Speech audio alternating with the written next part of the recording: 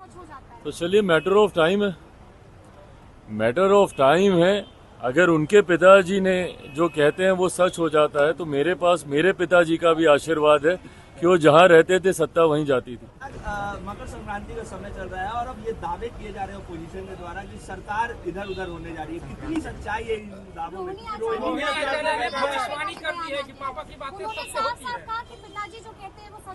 तो चलिए matter of time है, मैटर ऑफ टाइम है। अगर उनके पिताजी ने जो कहते हैं वो सच हो जाता है तो मेरे पास मेरे पिताजी का भी आशीर्वाद है कि वो जहाँ रहते थे सत्ता वहीं जाती थी। तो फिलहाल हम लोग एनडीए गठबंधन का हिस्सा हैं, तो अगर उनके पिताजी के दावे अपनी तरफ हैं तो एक मौसम वैज्ञानिक के सुपुत्र के दावे भी फिर अपनी जगह पर। एनडीए गठबंधन न सिर्फ केंद्र में बल्कि बिहार में भी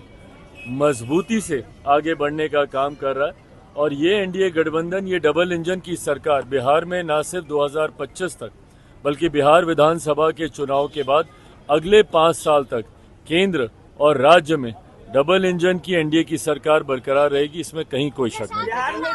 दिल्ली चुनाव को लेकर क्या स्ट्रैटेजी आपकी रहेगी? क्योंकि अभी उपेंद्र कुशवाहा हो गए या जीतन मांझी भी कह रही है कि हाँ बातचीत चल रही है, क्या आपकी भी कोई बातचीत चल रही है दिल्ली चुनाव को लेकर? जी बिल्कुल चल रही है और इस बात को हमने पहले भी कहा था कि हम लोग की बातचीत चल रही है और मैं पुनः इस बात को मैं कहता हूँ कि अगर, क्योंकि कुछ चैनल्स पे मैं ये भी सुनता हूँ अपने बारे में कि हम लोग इतनी सीटों पर दावेदारी पेश कर रहे हैं या इतनी सीटों पर लोक जनशक्ति पार्टी रामविलास चुनाव लड़ना चाहती है। एक बात तय है, स्पष्ट है, लोक जनशक्ति पार्टी रामविलास की नीति गठबंधन को मजबूती देने की है और सिर्फ उन सीटों पर या उतनी ही सीटों पर चुनाव लड़ने की है जिन सीटों को जीतकर गठबंधन को और मजबूत किया जा सके। पुनः दिल्ली चुनाव में भी झारखंड की तर्ज पर संख्या से ज्यादा विनेबिलिटी मैटर करेगी। हम सिर्फ वही सीट लेंगे या सिर्फ उन्हीं सीटों पर लड़ेंगे जिन सीटों पर लोक जनशक्ति पार्टी रामविलास का संगठन मजबूत है,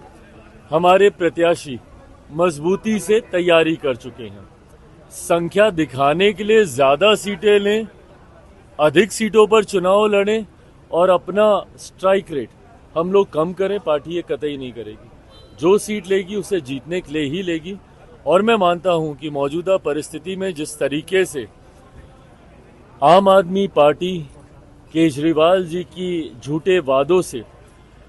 दिल्ली की जनता त्राही त्राही कर रही है और खास तौर पर हमारे बिहार के लोग, पूर्वांचल के लोग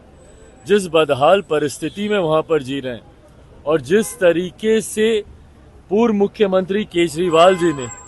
बिहारियों को अपमानित करने का काम किया, उन्हें फर्जी कहकर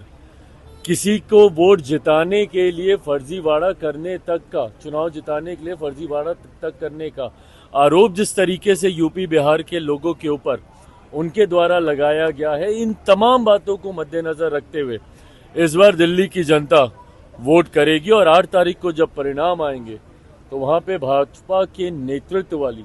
एनडीए की सरकार इस बार दिल्ली में बनने जा रही है।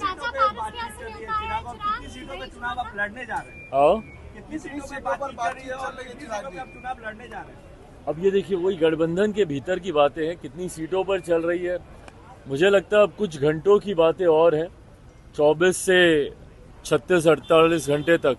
मुझे लगता है ये तमाम बातें सार्वजनिक हो जाएंगी। बट मैं पुनः दोहराता हूँ, कितनी सीटों पर नहीं, किन सीटों पर, संख्या से ज्यादा विनेबिलिटी फैक्टर को मद्देनजर रखते हुए हम लोग चुनाव की चर्चा कर रहे हैं।